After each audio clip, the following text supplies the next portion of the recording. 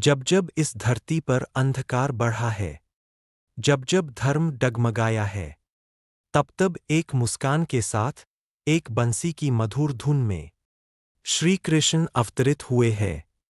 वो सिर्फ भगवान नहीं, वो मित्र है, मार्गदर्शक है और जीवन को जीने की कला है।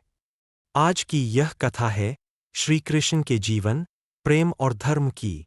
यमुना के तट पर बसा वृंदावन, जहां हर कण में भक्ति बसती है। नन्हे कृष्ण, मोर मुकुट धारण किए, हाथों में बंसी और चारों ओर गौए। उनकी बंसी की धुन सुनकर पैर झुक जाते हैं, नदियाँ ठहर जाती है और गोपियाँ अपने सारे दुहक भूल जाती है। श्री कृष्ण राधा केवल एक नाम नहीं, भक्ति की पराकाष्ठा है। राधा और कृष्ण का प्रेम किसी बंधन में नहीं बंधा, वो आत्मा और परमात्मा का मिलन है। जहाँ स्वार्थ नहीं, जहाँ अपेक्षा नहीं, सिर्फ समर्पण है। श्री कृष्ण का प्रेम हमें सिखाता है, प्रेम में अधिकार नहीं, सिर्फ विश्वास होता है। जब इंद्रदेव के अहंकार ने भयंकर वर्षा बरसाई, तब श्री कृष्ण ने अपनी छोटी सी उंगली पर गोवर्धन पर्वत उठा लिया।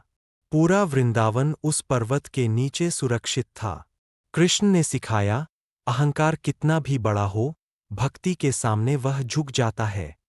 कुरुक्षेत्र की भूमि, जहां अपने ही अपने के विरुद्ध खड़े थे, अर्जुन के हाथ कांप रहे थे, मन में प्रश्नों का तूफान था।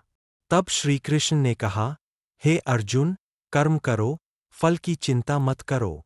यही भगवद गीता का सार है, कर्तव्य निभाओ, परिणाम ईश्वर पर छोड़ दो। अर्जुन ने जब कृष्ण का विराट रूप देखा, तो समय थम गया।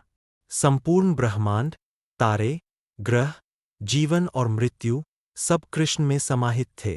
तब अर्जुन समझ गया, कृष्ण सिर्फ सारथी नहीं, संपूर्ण सृष्टि के नियंता है।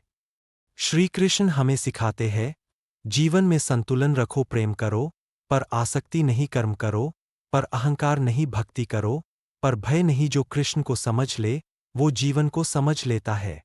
आज भी जब मन विचलित होता है, जब रास्ता समझ नहीं आता, तो कृष्ण की बंसी की धुन हमारा मार्गदर्शन करती है।